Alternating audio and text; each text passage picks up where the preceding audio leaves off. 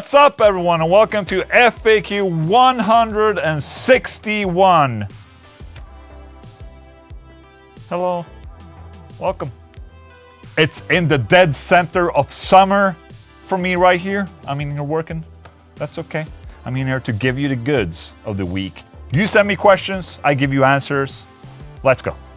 Senum, question for the next FAQ. Do you design the guitar at Solar or do you only manage it? I really love your take on the T-shape, so whoever draw it, congratulations, it's gorgeous. Thank you so much. Yes, I do design the guitars at Solar Guitars, and actually the first design that I made was the A type, or the first Solar shape that I made. That one I brought into Washburn Guitars, and when I was at Washburn Guitars, me and my colleagues designed the V shape, and when I left Washburn Guitars, I brought my designs with me to Solar, and with Solar Guitars, we designed the E, the G, the T, and all that. And it's basically me, Greg, and Hans, who's also one of our graphics guys. We basically sit and go front to back, pull lines, do stuff like that together. So it's a mixture between all of us, getting all of our ideas in to make a perfect design. Thank you so much. I'm really happy about the T-shape and how it turned out. So yes, there you go. Thank you. Andrew Kovacs, do you own any orange amplifiers? Yes, I do. Let me go and let's just go. I'll bring my GoPro, okay? All right, I'm going to my amp room. I'm going to my amp room. So my orange amplifiers. Oh, there it is. Okay, so I have this one. This is the Dark Terror, and I really like this one. It's a small little asshole.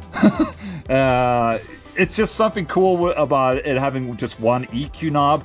That it's a really well balanced EQ knob. That's what I like about these orange amplifiers. It's just like it's a good match of everything. And then I have this, the Dual Terror, which has a little more proper EQ.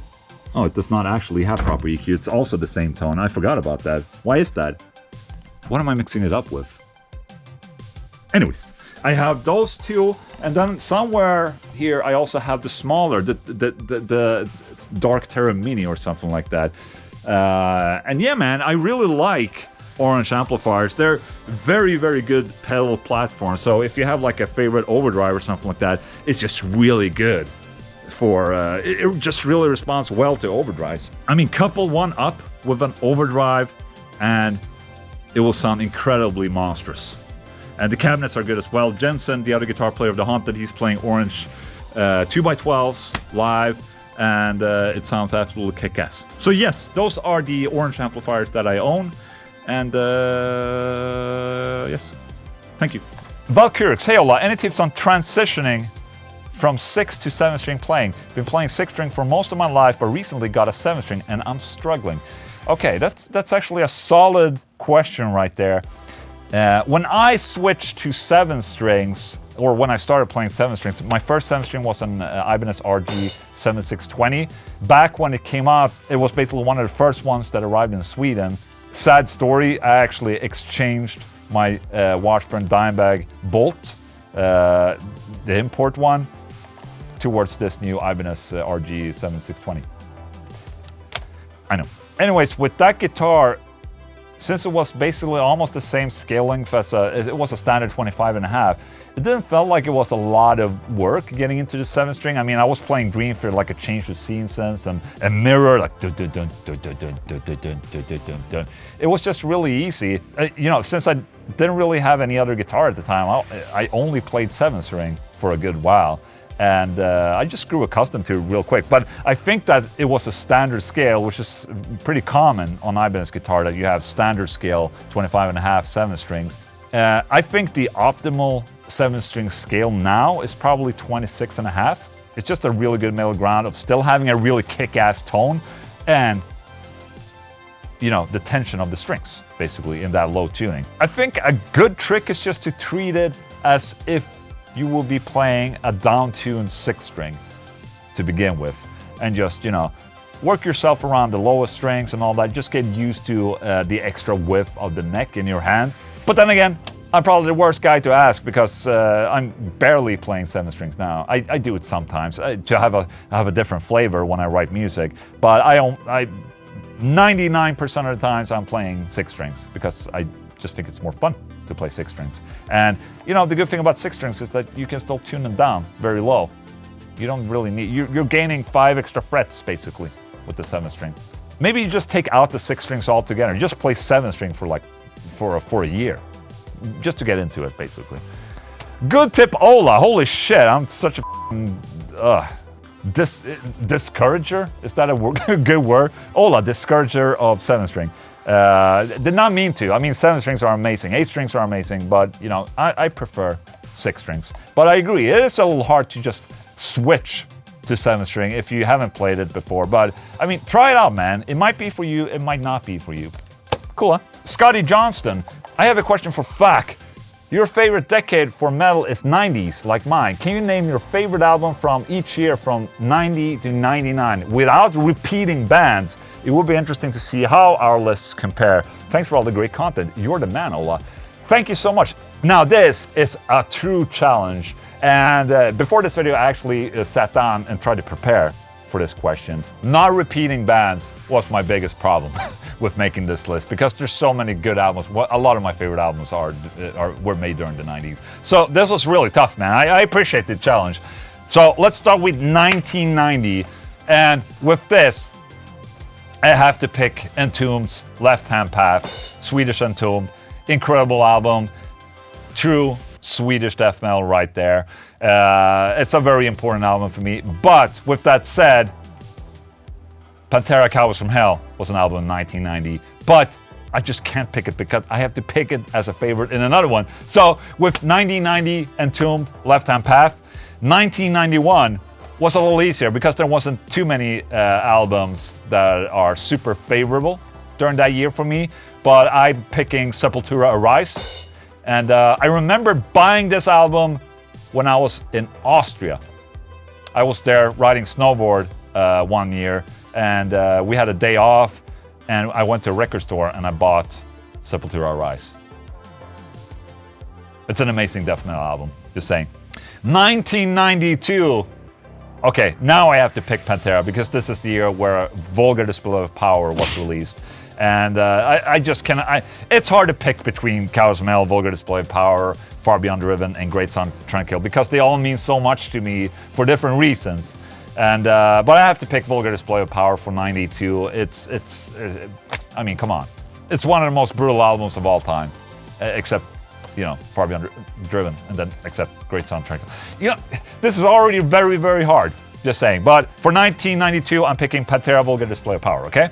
1993, if it wasn't for me picking Entombed in 1990, I would have picked Wolverine Blues, but I'm picking Carcass Heartwork, which has been a really, really important album for me too. And the production of this album is amazeballs, I say.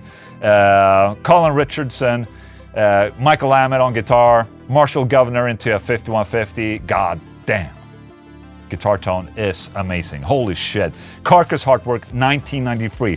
For 1994, okay, now we're getting to the mid-90s right here, and it's getting more and more difficult to pick albums because 1994, a lot of really good albums came out this year, but I have to pick Machine Head, Burn My Eyes, best debut album of all time in a metal aspect, in my opinion. It's just such a banger of an album. A lot of really good hits. Production is amazing. Was it Rob Ross? Bob Ross? Rob Ross. Ross Robinson. There it is. It was Ross Robinson, I think, that made this album. And then more things changed afterwards was Colin Richardson, I think. Yes. This is where the problem hits. 1994 was also the year where Bolt for Victory was released. One of my favorite death metal albums of all time. Man, that was a tough choice between Machine Head and Bolt Thrower. And I picked Machine Head. Yeah. I think at the time it was just way more important. Now I would probably pick For Victory over Machine Head. And it's also the year of Slayer, Divine Intervention, which was the first Slayer album I started listening to, which also means a lot to me. You're making this difficult. But it's Machine Head, Burn My Eyes. Let's just go ahead on. 1995, White Zombie Astro Creep 2000. Why did I pick this one? Well, it's because there's also At the Gates, Slaughter the Soul. Very awesome album. Meshuggah, Destroy, Erase, Improve. Holy shit. I mean, 1995, man. But I still have to pick White Zombie, Astro Creep 2000, because at the time, that was the album I listened the most to in 1995. I just love the tone because it was the Pantera Dimebag tone, but a more metal aspect and a little bit industrial as well. It's an incredible album, must say. 1996, okay. Great Sound Tranquil was released in 1996. Far Beyond the Rim was in 1994, by the way, with all those other kick-ass albums I was talking about. But Great Sound Tranquil in 1996. Can't pick that one because I picked Pantera already. We also have Dream Fear's Awake, which is also incredible. But I'm choosing Cryptopsy, Non So Vile, or Cryptopsy, whatever. Cryptopsy, Non So Vile, brutal as hell album. Technical death metal at its finest. The names of the songs might freak you out, but I mean, just listen to Slit Your Guts, man. It's an amazing song. 1997, this is a little easier now. Symphony X, Divine Wings of Tragedy. Holy f***, what an album. Still one of my favorite albums from Symphony X, but Symphony X are still holding up so well today, man. This album, I just love the guitar tone. All the songs are just immaculate. Solos, singing, everything is just on top. I think Symphony X is probably as perfect as a prog band can be, almost. Does that make sense? No. Do I have a microphone on? I do. 1998, okay.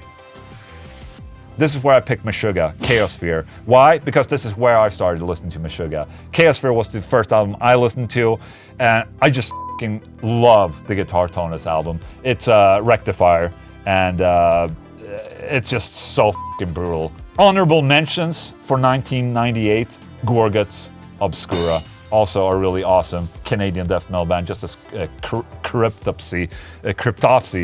And that album, Obscura, way before its time, still holds up so well today. Back then, it was basically death metal from the future, you know? Okay, last year, holy shit, this has been really hard, man. 1999, really tough decision again, but I have to pick Dream Theater because I haven't picked Dream Theater at all. Images and Words and Awaken, man, so many good albums during the 90s. But I'm picking Scenes from a Memory 2.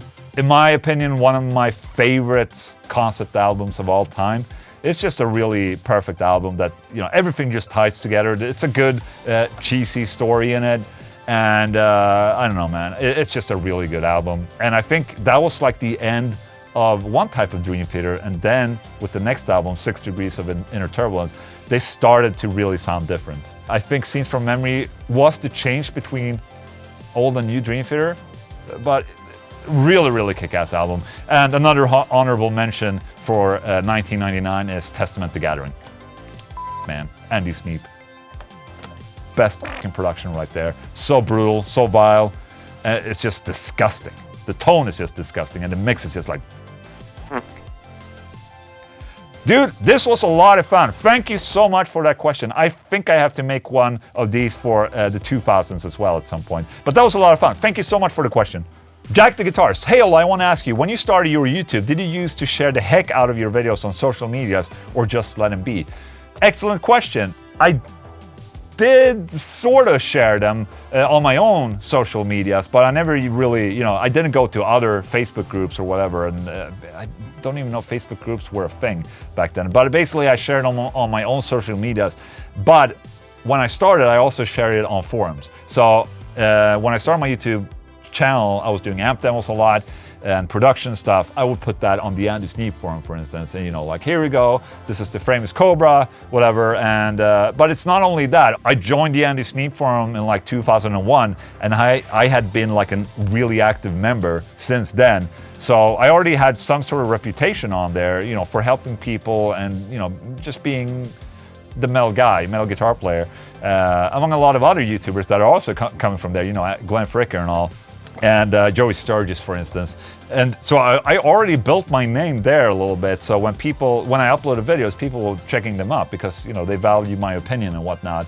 So I did share it on forums and not so much on others' social media platforms, just on my own. Nowadays, I basically don't share it on any social media platforms except for YouTube, which is my platform. I mean, I link it on Instagram and Facebook as well, but sometimes I just don't. I just put it up on YouTube and let it be. I mean, that's my platform right there. The people that want to see it, they're gonna see it, you know? And social media is already filled with links and, you know, people plugging themselves, which is okay. I understand why.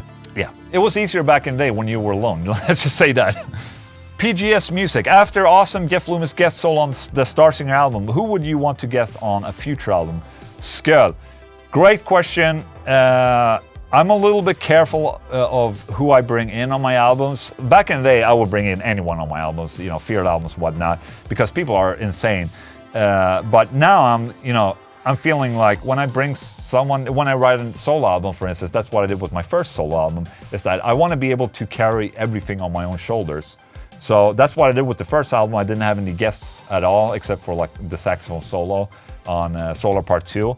But I'm feeling now, I have that album now. Now I can start bringing guests for the other albums that are coming. So Jeff Loomis joined in on one song on the Starsinger. For the next album, I don't know, man. Per Nilsson is one of my favorite guitar players of all time. And he just, you know, he knows how to write a solo. So maybe I'll ask Per. How about that? Or just bring him out of my closet. Oh shit, he's back home in my closet. Maybe I should open up the door sometimes just to let him breathe. Jared Thomas, hey Ola, I have been enjoying your channel for a couple of years now. Love your work. My question, I'm a long time standard tuning player and I've spent the last month playing in D standard and loving it. But now I think about going lower and I'm wondering about string gauges. Do you use different gauge when tuning down, and does it make that much of a difference? Cheers. Yes, it is a very good question, and yes, it does make a very, very big difference. If you go from, if you have a 9 to 42 set on a standard E guitar, tuning it down to standard E is gonna be very, very sloppy on the strings, and you're gonna have a hard time keeping yourself in tune, because when there's less tension on the strings, it's just more likely to go sharp, and when you push the strings too hard. Like me, for instance, I would probably use a 9 to 46 on a standard E guitar, and then when I go to standard D, I would use 10 to 52, which is almost the same in terms of tension, and it will basically feel about the same, you know, bend-wise compared to each other. And as you go down, you probably have to accommodate for that as well. And when you go lower and lower, you're gonna come up with other problems, like on a 6-string guitar, if you go lower, you will end up needing to have a wound G string, for instance. You know, the lower you tune, the more you have to start thinking about what strings you're using. But I think there's different calculators for this online. So yes, it is very important to accommodate for this. Obviously, there are people out there that are playing like a 9 set in standard D. It's all about technique, man, too. But if you're used to playing, you know, like me, playing in the 10 to 52 in standard D, it's a little wobbly playing with a nice set on there. And accommodating the string gauge for the tuning is also very important when you have an Evertune bridge. If you lower the tension by lowering the tuning, you also have to react to that change by putting thicker strings on to get the same tension, if that makes any sense. So yes, look into this, very important. But also not necessary. I mean, just try it out, man. It might not even be necessary for you. Mehmet Sengiz. Hi Ola, I live in Turkey and strings are not cheap in here. Especially 7-string sets. Because of that, I have to play with the same strings for about 2 to 3 months. Do you have any clue on keeping the strings fresh? Yes, that's a great question, and that's very unfortunate that the strings are expensive for you. The most obvious tip I can give is to just wipe off the strings after you play. Just take a cloth like this and actually wipe off the strings, each and every one of them. Just go a couple of rounds like this. Just clean it off, man. Just get all of that excess sweat off there, off that bullshit right there. Just do that and you will definitely prolong the life cycle of your strings. I guess that's the only tip I can give you, unless you like buy even more expensive strings that are supposed to last longer. But yeah. Cleaning up after yourself is probably the best tip I can give you. Okay, great. K-Sect, Ola is sweet. Are you gonna play Diablo II Resurrected? Excellent question, and it makes me a little. It makes me a little scared. That's what I wanted to say. No, but in September they will release Diablo II Resurrected, and I'm a big Diablo fan. Played number 1 and number 2 a lot back in the day. I'm definitely looking forward to Resurrected, but I'm afraid of getting into it because I'm afraid of the time it will take. I want to, I really, really want to, but I have to restrain myself. I want to play with all my Discord friends, let's just say that, all my members, but I'm not sure I can. We'll just have to see in September. I will probably buy it, and then I'll, touch it and be like, can't do it, man, can't do it. Phil J, hey Ola, what metal songs would you recommend learning to improve technique? That's an excellent question. I think I had a similar question in the latest FAQ, but it was more about metal riffing. But if you want to improve technique, I would probably look into Dream Theater, man, or any of the progressive metal bands like Symphony X. The good thing about Dream Theater is that there are a lot of tabs out there, and tab books, like official tab books, which I can really appreciate with John Petrucci. He really made sure that the tab books were great. I had a couple back in the day, and that's how I learned a lot of the Dream Theater songs. The good thing about Petrucci is that he's such a guitar technique whiz. So he's utilizing a lot of it in his music. So for instance, a song like Erotomania, for instance, it's just a really good, it's just chromatic scale basically. And then up and down string skipping and all that. It's just, he incorporates so much different techniques in his playing. So Erotomania is like...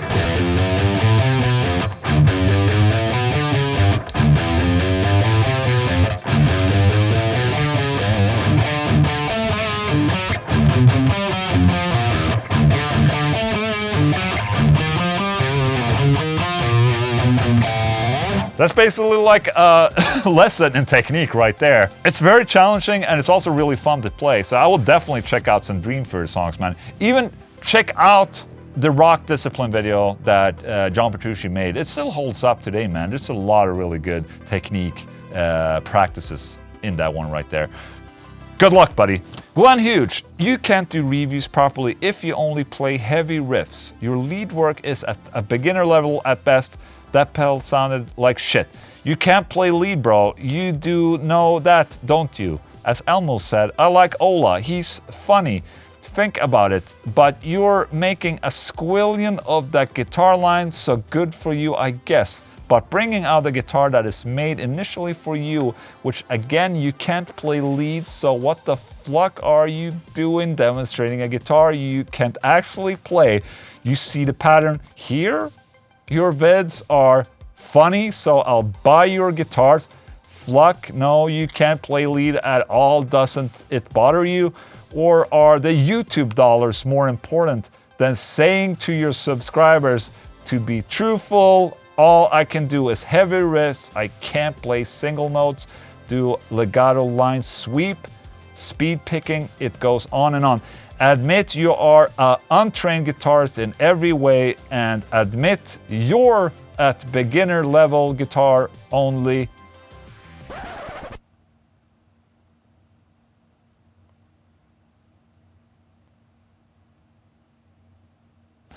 That was the FAQ for you right there. Hope you enjoyed it. If you have any questions, please post them in the comment section of this video. I might pick them up for the next FAQ and I might answer them. How about that? Thank you so much for watching, guys. Mwah.